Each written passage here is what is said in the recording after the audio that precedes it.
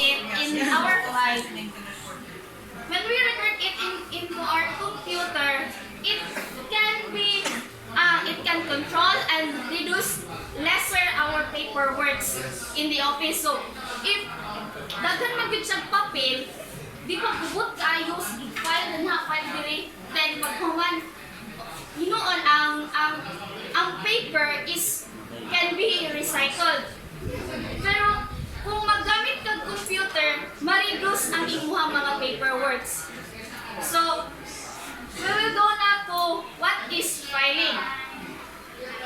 Now, filing is the process of classifying and arranging of records in a systematic way so they will not only be safely stored but also quickly retrieved or located when needed. So when we filing in paper, you make sure that it is classified, organized, and arrange it well. Because when your boss, pangitaan ka niya, asa ni siya na files, you can easily to search that file. So, let's see. So, the placing of papers in acceptable containers according to some predetermined arrangement so that any paper when required can be located speedily and conveniently. So, nakabantay man ang kanang sa office, bitaw murang na asya ka ng box na butaranan siya ka ng mga folder. Mura na siya. O, kan siya box file. So, muna siya na kanang para, mura, need good siya na naiingon ato. Because, para siya dali ni mo speed and dili dito siya kanang it takes time na sa imong pagpangita. Asa na ako napunta kaysa kadjut lang sir anak lugar, so di ba mairita ang imuhang boss yun. So the next is the system of arranging and storing safely business paper in a neat, orderly and efficient manner so that they may be located when they are wanted. So mo na to siya akong gi-explain kagana na dali ra siya, dili siya no hassle. Dili siya kanang hassle na imong pangitaon. Kay tungod naka-arrange na siya from A to Z, naka-file na siya easily. Then if ever na naa siya sa computer, dali ra nimo siya makita, malocate. Or if ever gid na nakalimot jud ka asa nimo gibutan sa file sa computer, sa document sa computer, you can search man gyud. So mo nang advantage sa computer while sa kanang paper lang. What about in getting your document at our registrar's office?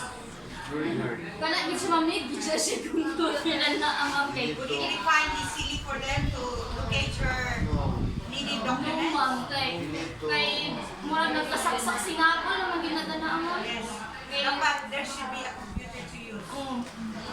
So, next.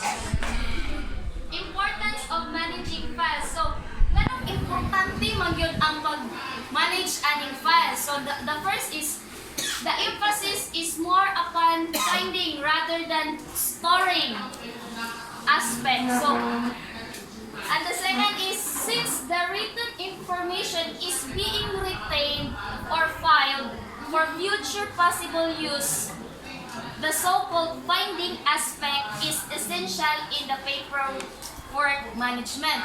So, if ever na naa sa computer, make sure na naa kay kanang another copy. Kay if ever na makurap ang imong computer, ang file, na kay another copy. So, you make sure that you secure another copy aside from computer or aside from the paperwork sa papel na imong gi-print baka karon, you make sure that you have another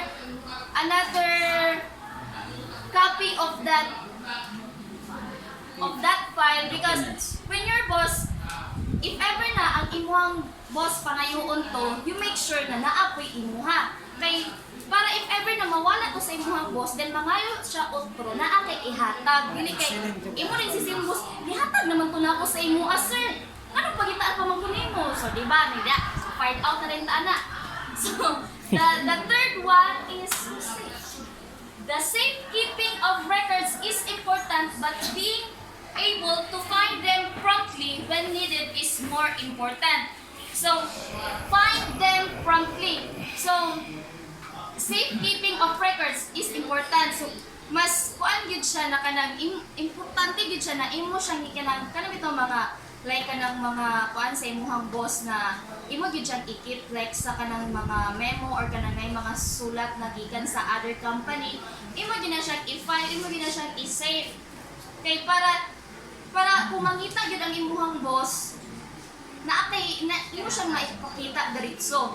So, and the fourth one is remember, needed paper when lost or misplaced can delay the work of dozen employees or even the entire office. So, like for example, the memorandum.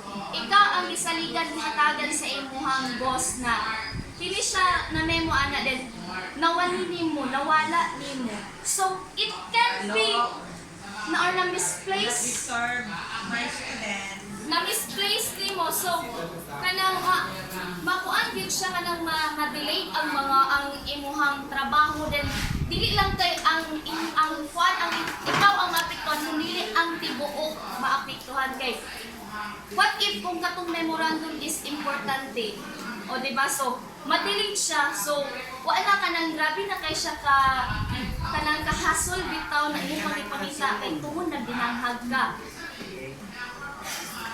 So the next one is management is not only interested in the files as such but more in the information which can be obtained from them. So ang management is dili lang daw siya